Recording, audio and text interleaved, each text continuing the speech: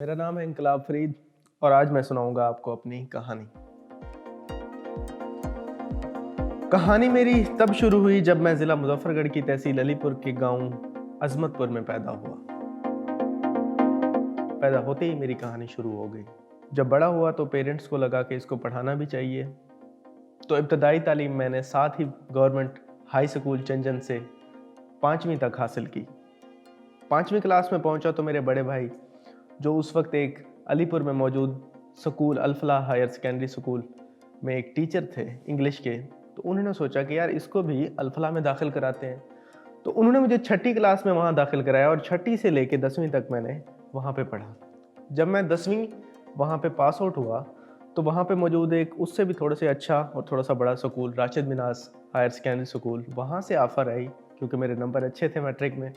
तो उन्होंने मुझे ऑफ़र किया कि आप इधर आ जाएं, आपकी ट्यूशन फ़ीस फ्री है, आपके हॉस्टल चार्जेस फ्री हैं। और मैं फिर भाग गया।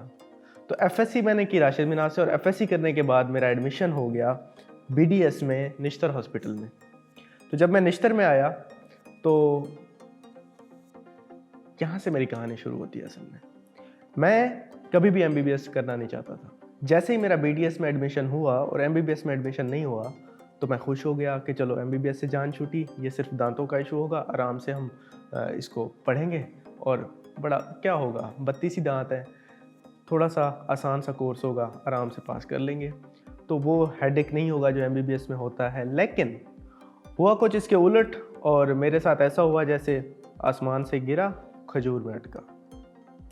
अल्लाह अल्लाह करके सेकेंड ईयर पास हो गया, और जैसे ही सेकेंड ईयर पास हुआ तो ये सेकेंड ईयर तक बोरिंग था, कुछ मज़ा नहीं आ रहा था बीडीएस में। लेकिन उसके बाद एक मेरी लाइफ में टर्निंग पॉइंट आया। जैसा कि अक्सर लोग कहते हैं कि लाइफ में कभी ना कभी टर्निंग पॉइंट आता है जब आपकी माइंड एक डायरेक्शन लेता है, तो मेरे साथ भी वैसा हुआ। अब मैं आपको बताऊंगा कि वो टर्निंग पॉइंट क्या था। हुआ कुछ इस तरह से कि घर से अचानक कॉल आई कि छोटा भांजा, जो कि अभी 3 से 4 महीने का था, उसकी तबीयत ख़राब हो रही है, डॉक्टर्स ने रेफ़र कर लिया है निश्तर। तो जब वो निश्तर आए तो उनका एडमिशन हुआ। एडमिशन होने के बाद कुछ इन्वेस्टिगेशंस हुई तो पता चला कि उस छोटे से बच्चे का, बेबी का, जो कि 4 महीने का था अभी, उसका इंट्राक्रैनियल हेमरेज हो चुका है और उसके बचने के चांसेस बहुत कम हैं। अब इस सिचुएशन में मेरी सिस्टर भी थी, उस बच्चे की माँ, और साथ में फैमिली मेम्बर्स और भी थे। हम तकरीबन 7 से 10 दिन वार्ड के अंदर रहे, बच्चों का जो वार्ड होता है, और उस वार्ड में रहते हुए वो जो अरसा गुज़रा, उस अरसे में हमने जो टाइम गुजारा, तो तब मुझे एहसास हुआ कि उस बच्चा जो उस वक्त ज़िंदगी और मौत की कश्मकश में है, वो या तो ज़िंदा रहेगा कि पता नहीं रहेगा, क्योंकि डॉक्टर्स ने कह दिया था कि इसका चांसेस बहुत कम है सर्वाइवल के।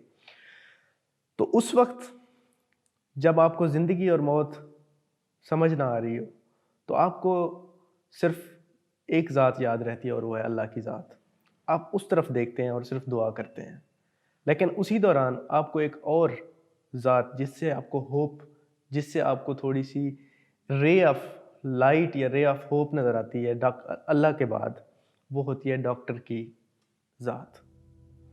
कि जब हम उसको उस तरफ देख रहे होते हैं कि अब अल्लाह के बाद अगर कोई चीज़ है जो इसके बचाने का ज़रिया बन सकती है इंसान के बचने का, वो डॉक्टर होता है, वो जो रास्ते में खड़ा होता है। तो उसी दिन मुझे एहसास हुआ कि इस प्रोफेशन से बेहतर कुछ नहीं हो सकता कि जब एक ऐसा वर्स्ट पॉइंट आता है बंदे की ज़िंदगी में कि उसको अल्लाह के बाद अगर कुछ नज़र आ रहा है तो वो सिर्फ डॉक्टर होता है। तो अगर ऐसा प्रोफेशन मुझे अल्लाह ताला ने दे दिया है तो इससे बेहतर प्रोफेशन मेरे लिए कोई नहीं हो सकता।